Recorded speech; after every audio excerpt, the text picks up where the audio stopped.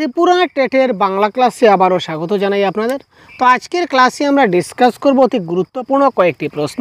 এখানে প্যাসেজ থাকবে, তারপর আপনাদের কবিতা থাকবে, একটা প্যাসেজ একটা কবিতা এবং 15 প্যাডাগজি, টোটাল 30টা প্রশ্ন আমরা আজকের ক্লাসে ডিসকাস করব, যেগুলো আপনাদের আপকামিং টেট পরীক্ষায় টেট 1 বলুন কিংবা টেট 2 বলুন আপনাদের যথেষ্ট কাজে লাগবে। তো দেরি না করে এক্ষুনি খুব তাড়াতাড়ি আমাদের সঙ্গে জয়েন হয়ে যান ক্লাসে। সবাই ক্লাসটিকে শেয়ার করে দিন যাতে করে সবাই আমাদের ক্লাসে জয়েন হয়ে যেতে পারে। এবং যদি ত্রিপুরা টেটের যদি পিডিএফ আপনি চাই, পেইড কোর্স যদি আপনারা নিতে চান, আমাদের কাছে অনেক প্রিভিয়াস ইয়ার কোয়েশন সবগুলো আছে ত্রিপুরা টেটের। যদি আপনারা পেতে চান বা বাংলা ব্যাকরণের পুরো কনসেপ্ট পেতে চান, তাহলে অবশ্যই ভিডিওর কমেন্টে যোগাযোগ করবেন বা হোয়াটসঅ্যাপ গ্রুপ রয়েছে, হোয়াটসঅ্যাপ গ্রুপে যোগাযোগ করুন। ঠিক আছে, তো শুরু করা যাক আজকের ক্লাস। দেখতে পাচ্ছেন আপনার জন্য এবার নিয়ে এসেছি বাংলা ভাষার প্র্যাকটিস সেট, অর্থাৎ পরীক্ষায় যে ধরনের প্রশ্ন আপনাদের আসে, অর্থাৎ পরীক্ষায় যে ধরনের কোয়েশ্চন সেট আপনাদের তৈরি হয়, প্রথমে প্যাসেজ থাকে, তারপর কবিতা থাকে, তারপর প্যাডাগজি থাকে, একদম সেম লেভেলের আমরা কি করেছি একটা প্র্যাকটিস সেট তৈরি করেছি। এই ধরনের অনেকগুলো প্র্যাকটিস সেট আপনাদের দেব, সাথে থাকুন। তো দেরি না করে আজকের প্র্যাকটিস সেট আমরা শুরু করি। তো প্রথমে দেখতে পাচ্ছেন এখানে একটা প্যাসেজ দেওয়া আছে, তো এই প্যাসেজের আনসারগুলো আমরা প্রথমে সলভ করব আপনাদেরকে সাথে নিয়ে। তারপর আমরা একটা কবিতা আছে, কবিতার প্রশ্নগুলো সলভ করব। তারপর প্যাডাগজির প্রশ্ন আছে, প্যাডাগজির প্রশ্নগুলো সলভ করব। টোটাল এই যে প্র্যাকটিস সেটে টোটাল আমাদের 30টা প্রশ্ন আছে, সবগুলো আমরা এবার সলভ করব আপনাদের সাথে নিয়ে। সুতরাং সাথে থাকুন, শেষ পর্যন্ত দেখতে থাকুন, আপনাদের পরীক্ষায় যথেষ্ট কাজে লাগবে।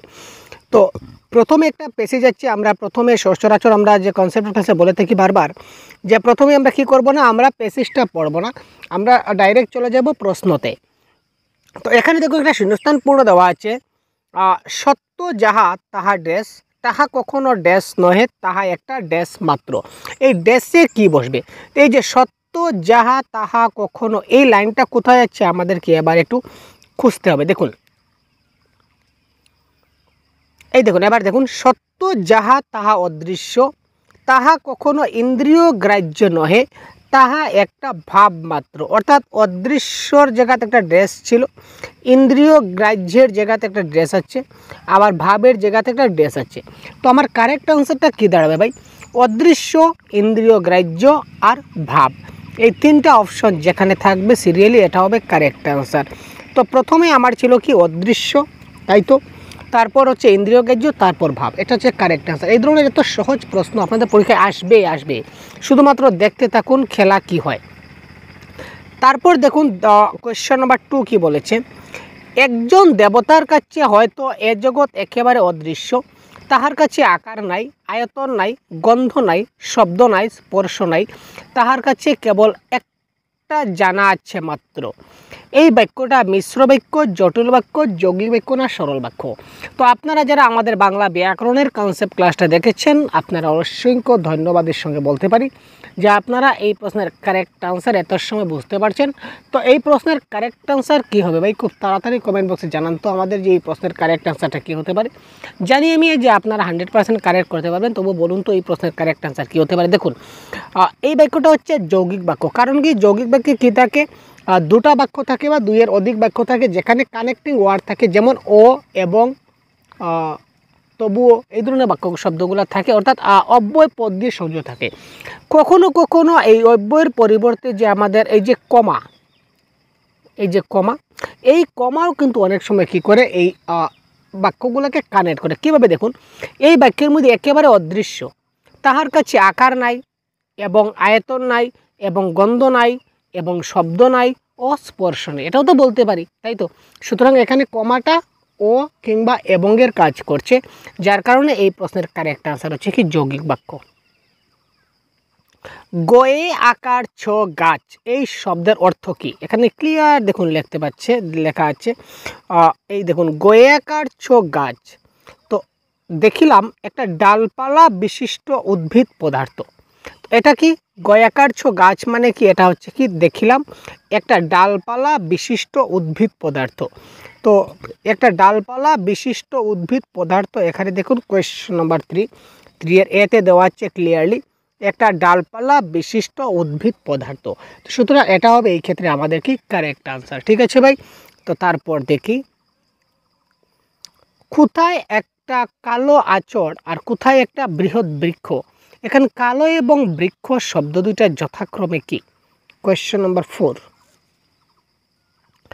কালো, কালো মানে কি? একটা ব্ল্যাক, ব্ল্যাক মানে কি? একটা রং বোঝাচ্ছে, অর্থাৎ কোনো একটা বস্তু কিংবা পদার্থের দোষ, গুণ, আকার, আয়তন, রং ইত্যাদি যদি বোঝায়, কোনো একটা বস্তুর কিছু একটা বোঝায়, ভালো মন্দ খারাপ সাইজ ইত্যাদি যদি বোঝায়, তখন সেটা কি হবে? সেটা হয় বিশেষণ। তো এটা হবে, প্রথমটা হচ্ছে বিশেষণ, আর বৃক্ষ একটা বিশেষ্য। সুতরাং কারেক্ট আনসার এখানে কি? বিশেষ্য। বিশেষণ বিশেষ্য, অপশন নাম্বার বি। এক ব্যক্তি সাদা কাগজের উপরে ড্যাশ কাটে, তাহাকে কি ড্যাশ? নিতান্ত ড্যাশ বলবো না।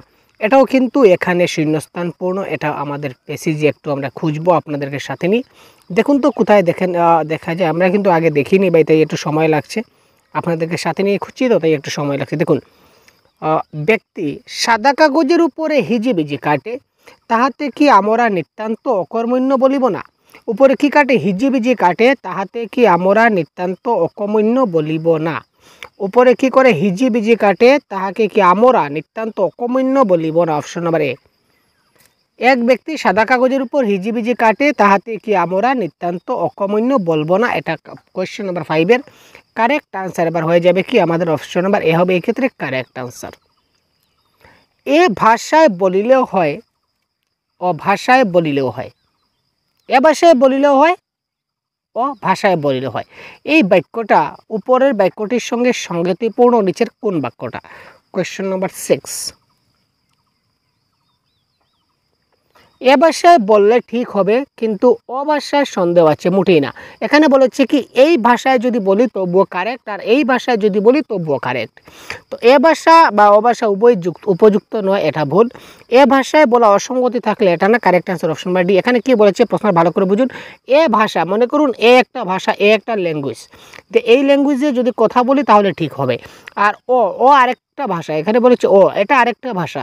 তো এই ভাষাতে কথা বললেও কারেক্ট হবে, আর এই ভাষাতেও কথা বললে কারেক্ট হবে। তো এ ভাষায় কথা বললেও ঠিক হবে, আর ও ভাষায় বললে ভুল হবে না। তো ভুল হবে না মানে কি হবে? কারেক্ট হবে। তো আলটিমেটলি অপশন নাম্বার ডি হলো এই ক্ষেত্রে কারেক্ট আনসার। তখন আমি যাহা দেখি তাহা দেখিতে পাই না। এখানে আমি শব্দটি কোন কারক? একটু বলতে হবে, আমি শব্দটি কোন কারক? তো আমরা সবসময় জানি কর্তা যে কাজটা করে, অর্থাৎ যে কাজটা যে করে সেই হচ্ছে কর্তা। তো এখানে কাজটা কে করছে? আমি করছি, তার মানে আমি হচ্ছে এখানে কি? কারক। তো কারকের ক্লাসটাও কিন্তু আমাদের ক্লিয়ার হয়ে গেছে। সবগুলো ক্লাস কিন্তু দেওয়া আছে আপনাদের, তবুও যদি প্রয়োজন হয় অবশ্যই বলবেন। এসব যখন এসব একাকার হয়ে পড়ে তখন কি হয়? এবার দেখুন, সবই একাকার হয়ে পড়ে, জগৎটা আর থাকিবার মতো হইয়া আসে। যখন সব একাকার হইয়া পড়ে তখন জগৎটা না থাকিবার মতো হইয়া আসে, মানে জগৎটার মানে থাকার মতো কিছু নাই। তো এই জগৎটা থাকার মতো যদি আর কিছু না থাকে, তাহলে অ্যাকর্ডিং টু অপশন আমাদের কারেক্ট আনসার কী হবে? এই দেখুন ক্লিয়ার লেখা আছে, জগৎটা না থাকিবার মতো হইয়া আসে, একদম ক্লিয়ার লেখা আছে ভাই। যখন এসব একাকার হইয়া পড়ে তখন জগৎটা না থাকিবার মতো হইয়া আসে, তাই তো? এই দেখুন, এত সহজ প্রশ্ন, একদম ডাইরেক্ট প্যাসেজগুলো পড়ে আপনারা কারেক্ট অ্যান্সার করতে পারছেন, তাই তো? তো এই ধরনের প্রশ্নগুলো পরীক্ষায় আসবে, সাথে থাকুন। আরও প্রত্যেক দিন এই ধরনের নিত্য নতুন ক্লাস প্রোভাইড করব, যাতে করে আপনারা পুরো একটা ক্লিয়ার কনসেপ্ট নিতে পারেন এবং পরীক্ষায় যাতে একটা ভালো নম্বর গেইন করতে পারেন, এই প্রচেষ্টা আমরা রাখবো আপনাদেরকে। এবার দেখুন, যাহা দেখিতেছি তাহা যে তাহাই নহে, ইহাই ক্রমাগত মনে হয়। এখানে নিচের কোনটা আমাদের সাদৃশ্যযুক্ত? মানে এই প্রশ্নে যা বলা হয়েছে, অপশনে যা আছে মিনিংটা সেম হবে। সেম মিনিংফুল কি হতে পারে? অপশন নাম্বার বি, যাহা দেখিতেছি তাহা যে তাহাই, ইহাই ক্রমাগত মনে হয় না। এখানে তাহাই নহে, তার মানে যা দেখছি তা মনে হচ্ছে না, তার মানে অপশন নাম্বার বি হবে এক্ষেত্রে কারেক্ট আনসার। তো এবার আমরা চলে যাই একটা কবিতায়। তো কবিতায় যখন যাব তখন দেখুন, কবিতার কথক কাকে ডাকছেন? তো কবিতার কথক কাকে ডাকছেন ভাই? এই দেখুন, চুরবাল্লি আমি দূর দিগন্তে ডাকি, কোথায় ঘোর শোয়ার। আমি মানে এখানে কথক, কথকে ডাকছেন, কাকে ডাকছেন? কোথায় ঘোর শোয়ার, মানে তিনি এই ঘর শোয়ারকে তিনি ডাকছেন। তো তার মানে এখানে কারেক্ট আনসার, কবি কাকে ডাকছেন? ঘর শোয়ারকে ডাকছেন। এবার দেখুন, দীপ্ত বিশ্ব বিজয় কোন অস্ত্রে সজ্জিত? এবার দেখুন, দীপ্ত বিশ্ব বিজয় বর্ষা তুলা, মানে কি? বর্ষার সৌন্দর্যে সে সৌন্দর্যিত। তো তার মানে কারেক্ট আনসার এখানে হবে বর্ষা। অপশন নাম্বার 11 কারেক্ট আনসার হচ্ছে বর্ষা। আচ্ছা, কবিতার দ্বিতীয় পংক্তিতে কতগুলা জিজ্ঞাসা চিহ্ন আছে, মানে এই কবিতার মধ্যে কবিতার যে দ্বিতীয় পংক্তি এখানে কতটা জিজ্ঞাসা চিহ্ন আছে এটা কি আর বলতে হবে? এখানে এটা দেখলে আমরা পরীক্ষায় বলে দিতে পারবো। তো জিজ্ঞাসা চিহ্ন এখানে তো 2টা থাকতে পারে, অন্য একটা প্রশ্ন পাবেন এখানে তো 5টা থাকতে পারে, অন্য একটা আমরা প্যাসেজ পাবো এখানে তো একটা জিজ্ঞাসা চিহ্ন থাকতে পারে। তো এটার কোনো ব্যাপার নেই, ঠিক আছে ভাই। আলোচ্য কবিতাটি কোন ছন্দে রচিত? তো এই ছন্দ অলঙ্কারের আপনি সেপারেটলি ক্লাস দেওয়া আছে, একটু কাইন্ডলি দেখে নেবেন ছন্দ এবং অলঙ্কারের। কারণ কি এই কম সময় ছন্দ একটা ক্লাস আমরা দিয়েছি, ছন্দের ক্লাস 1 ঘন্টার ক্লাস আছে ছন্দের, অবশ্যই দেখে নেবেন, কারণ তাতে ছন্দ আপনার পুরো ক্লিয়ার হয়ে যাবে। এখানে অনেক বিষয় আছে, অক্ষর, মাত্রা, সবগুলো জিনিস বুঝতে হবে, তারপর ছন্দ নির্ণয় করতে হবে। তাই এত এই সঙ্গে সঙ্গে আমরা ছন্দটা বুঝাতে পারছি না। ছন্দের জন্য আপনার আলাদা ডেডিকেটেড ক্লাস দেওয়া আছে আমাদের চ্যানেলে, আপনারা অনুগ্রহ করে দেখে নেবেন যদি দেখে না থাকেন। তো এই প্রশ্নের কারেক্ট আনসার হচ্ছে কলাবৃত্ত, সেটা জানিয়ে রাখছি। এবং কেন কলাবৃত্ত সেটা এই মুহূর্তে বলা যাচ্ছে না, কারণ কি অনেক সময়ের প্রয়োজন আছে, আরও অনেকগুলো প্রশ্ন করব, সেপারেটলি ডেডিকেটেড ক্লাস আছে ছন্দের, এগুলো আপনারা দেখে নিন ছন্দ এবং অলঙ্কারের ব্যাপারে। তো জনসমুদ্র এটি কোন অলঙ্কার? তো জনসমুদ্র হচ্ছে এটা রূপক অলঙ্কার। তারপর দেখি আমরা এবার চলে যাব প্যাডাগজির দিকে। এবার আমরা প্যাসেজ দেখলাম, এবার আমরা দেখব প্যাডাগজি।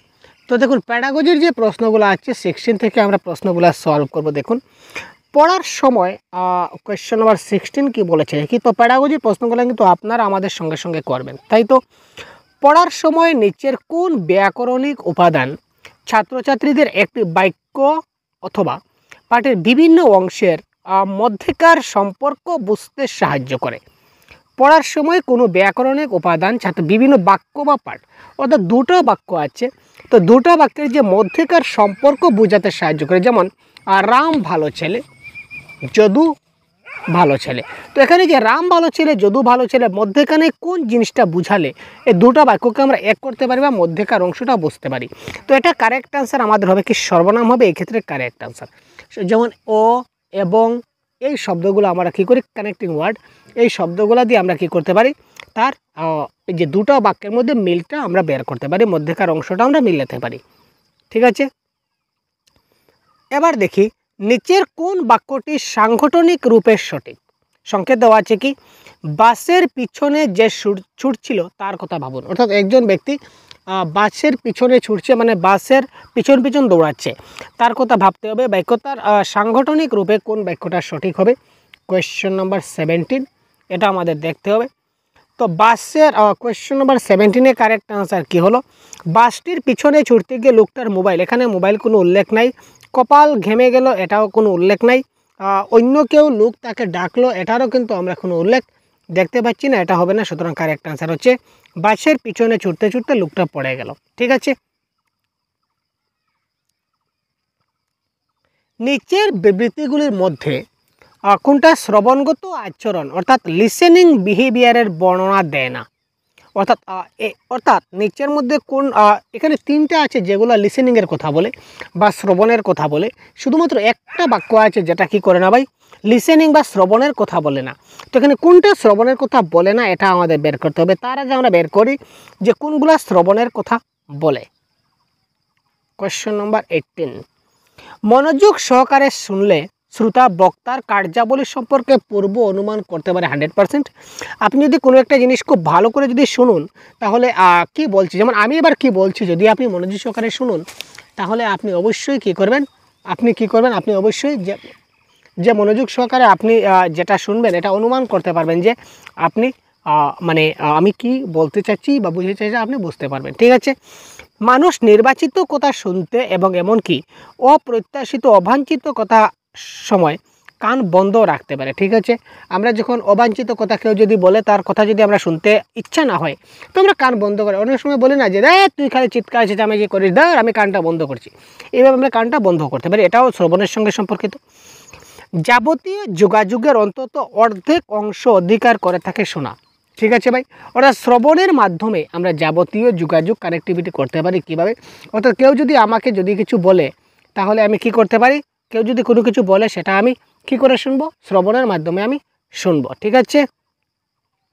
তো কোনো প্রশিক্ষণ ছাড়া প্রকৃতিভাবে ভালো শ্রোতা হওয়া যায় এটা বর্ণনা দেয় না, এটা মানে শ্রবণের ক্ষেত্রে সঠিক নয়। অর্থাৎ কি কোনো প্রশিক্ষণ ছাড়াও কিন্তু আমরা কি করতে পারি, ভালো শ্রোতা হওয়া যায় না। ভালো শ্রোতা হতে গেলে আমাদের প্রশিক্ষণের দরকার আছে। ঠিক আছে ভাই, নেক্সট এবারের প্রশ্নটা কি দেখুন, স্থলপদ্ম শব্দটির উচ্চারণ শেখানোর সময় আপনি কি করবেন। এই যে স্থলপদ্ম, এটা উচ্চারণ আপনি শেখাবেন শিশুদের, উচ্চারণ শেখাতে সময় আপনি কি করবেন এজ এ টিচার।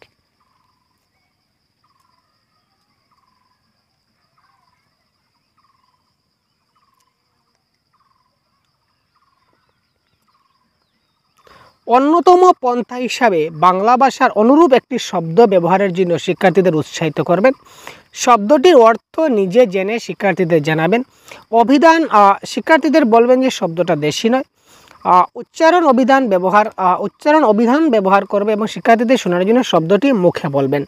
তো এখানে দেখুন কারেক্ট আনসার কী হতে পারে, এটা অপশন নাম্বার সি আমরা ধরে নিতে পারি। কারণ কি, শিক্ষার্থীদের শোনাতে গেলে আগে সেই শব্দটা তাকে আমাকে মুখে বলতে হবে। কারণ শব্দটা আমি যদি তাকে বলি তাহলে না সে শুনবে, আমি যদি আমার মুখে শব্দটা যদি তাকে না বলে তাহলে কি সে শুনতে পাবে, মোটেই না। তো এখানে কারেক্ট আনসার অপশন বা সি আমরা ধরে নিতে পারি। নেক্সট, কোনো গল্পের শিরোনাম, পরিচ্ছেদ, নাম বা চিত্রায়িত তথ্যাবলীর উপর ভিত্তি করে গল্পটির বিষয়বস্তু বোঝার চেষ্টা করো। এ ব্যাপারে তোমার কৌতূহল অনুযায়ী অন্য কোনো দিকও লক্ষ্য করতে পারো। এই পঠন কর্মটি হচ্ছে ড্যাশ এর প্রক্রিয়া। তো এই পঠন কর্মটি কী ধরনের প্রক্রিয়া, কোয়েশ্চন নাম্বার 20 যদি দেখি তাহলে কোয়েশ্চন নাম্বার 20 কারেক্ট আনসারটা কী হয়, এটা কারেক্ট আনসার হবে একটা গল্পের শিরোনাম দেখে বা এই তথ্যগুলো দেখেই আমি বুঝতে পারবো যে এই গল্পের মধ্যে কি আছে, বিষয়বস্তুটা কি রয়েছে। তো তার জন্য প্রয়োজন হচ্ছে কি আমার পূর্ব অনুমান। এখানে পূর্ব অনুমান আমাকে করতে হবে, শিরোনাম দেখে বুঝে নিতে হবে যে পাঠের মধ্যে আমার কি দেওয়া আছে, তাই তো। তো কারেক্ট আনসার এখানে হচ্ছে পূর্ব অনুমান। একটি রেস্তোরাঁয় নিচের ঘোষণাটি লক্ষ্য করুন, কোন লাইন বা লাইনগুলিতে ভুল রয়েছে একটু দেখুন। এখানে কোয়েশ্চন নাম্বার 21 যেটা বলেছে, উপভোগ করুন গরম গরম মশলাযুক্ত স্ন্যাক্স এবং টাটকা ভাজা চকলেট বিস্কুট, ওদের কি অপূর্ব স্বাদ। তো এই যে ওদের কি অপূর্ব স্বাদ, এই লাইনে ভুল আছে। এখানে ওদের কি অপূর্ব স্বাদ বলে এখানে দাঁড়িয়ে হবে না, এটা সেমিকোলন হওয়া উচিত ছিল। সুতরাং কেবল তৃতীয় লাইন এটা ভুল আছে, এটা হবে correct answer. Principle of Discovery বা আবিষ্কার নীতি যদি বলি, তো আবিষ্কার নীতি বলতে কি বোঝায়, ব্যাকরণ ক্লাসে শিক্ষার্থীরা কি করবে। আবিষ্কার নীতি বা প্রিন্সিপল অফ ডিসকভারি বলতে বোঝায় কি, একজন ব্যাকরণ ক্লাসে শিক্ষার্থীরা কি করবে ভাই, একটু কোয়েশ্চন নাম্বার 22 একটু ভালো করে দেখে নিন। তো ব্যাকরণ ভিত্তিক কার্যকলাপে নিযুক্ত থাকবে যেখানে তাদের পারস্পরিক সহযোগিতার চিন্তা মাথায়, ইয়েস পারস্পরিক সহযোগিতা মানে কোলাবোরেট বা কোঅপারেটিভ বলতে পারি, এটা কারেক্ট। বেশ কিছু উদাহরণ দিয়ে নিজে কাজ করতে করতে কিছু নিয়ম সংগঠিত করব, সেটা ভুল। নিয়মাবলী মনে রাখবো, মুখস্থ করবো, সেটা ভুল। অশুদ্ধি এড়ানোর জন্য, অশুদ্ধি এড়ানো যাবে না, অশুদ্ধিগুলো আমাকে সংশোধন করতে হবে, তার মানে এটাও ভুল। তো কারেক্ট আনসার দাঁড়ালো option number A is the right answer. এবার দেখুন, কাইনেস্টিক ইন্টেলিজেন্স বা সুষমা মণ্ডিত গতিশীল বুদ্ধিবৃত্তি হচ্ছে একটি শিক্ষা গ্রহণ পারমঙ্গতা, যেখানে কি হচ্ছে শিক্ষার্থীদের অতি উঁচু মানের শ্রবণ দক্ষতা থাকবে এবং তারা ছবি নিরপেক্ষ হয়ে শব্দের মাধ্যমেই চিন্তা ভাবনা করতে পারবে। শিক্ষার্থীরা চমৎকার ভারসাম্য বুদ্ধিযুক্ত গতিশীল এবং চৌকো হাতের সম্বন্ধীয় সাধিত হয়ে নিজেদের প্রকাশ করেছে। এতটুকু থাক ভাই, আমরা একবার জেনে নিই যে কাইনেস্টিক ইন্টেলিজেন্স বলতে আমরা কি বুঝি বা সুষমা মণ্ডিত গতিশীল বুদ্ধিবৃত্তি এটা কি।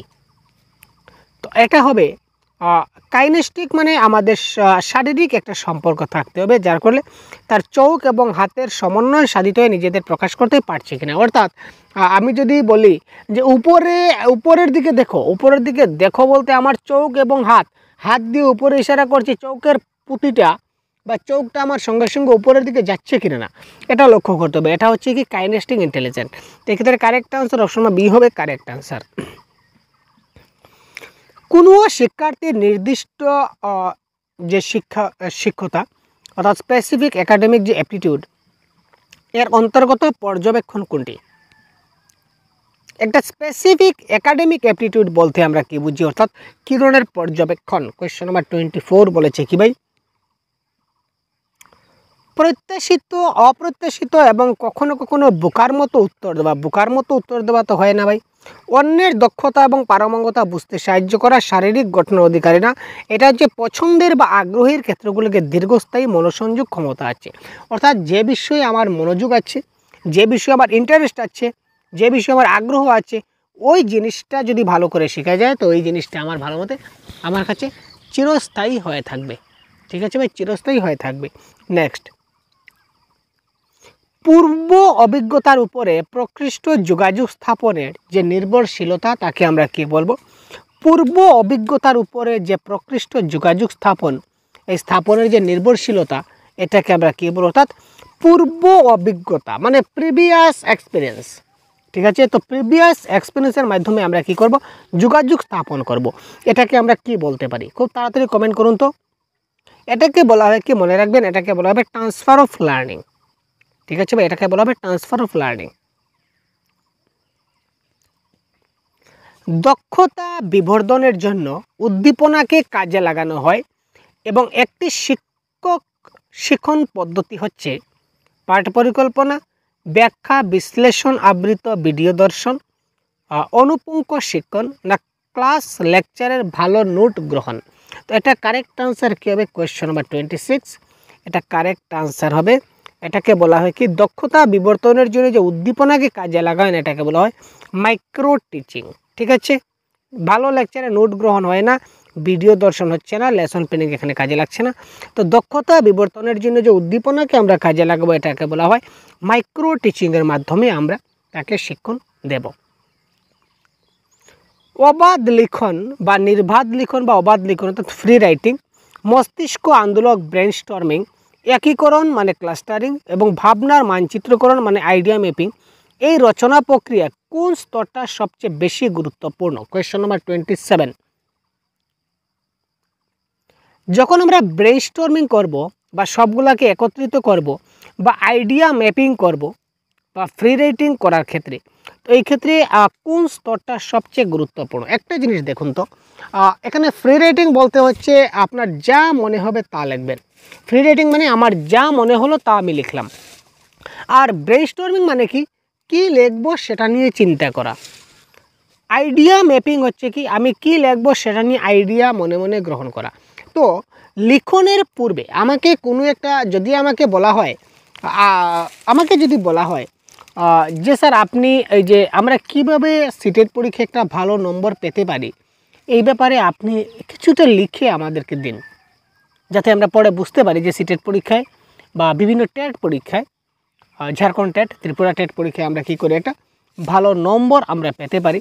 এই ব্যাপারে আপনি একটা নোটস আমাদেরকে দিয়ে দিন, বা যে কোনো পরীক্ষায় ভালো নম্বর কীভাবে পাওয়া যায় এই ব্যাপারে আপনি একটা নোটস আমাদের দিয়ে দিন লিখে।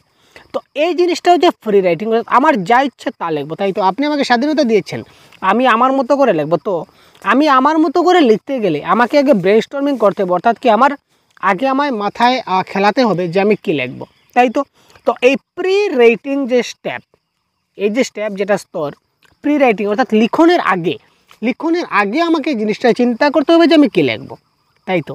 তো তার পরবর্তীতে তো আমাকে লিখতে হবে। তো এখানে কারেক্ট আনসার পূর্ব লিখন বা প্রি রাইটিং। কিন্তু, এবং, আর, ও, নাকি, তাই, সহিত, তবু, চিচি, এই শব্দগুলো কী ধরনের শব্দ? আমরা জানি ভাই এই শব্দগুলো এক একটা অব্যয়, তাই তো। এই শব্দগুলো হচ্ছে এক একটা কি অব্যয়।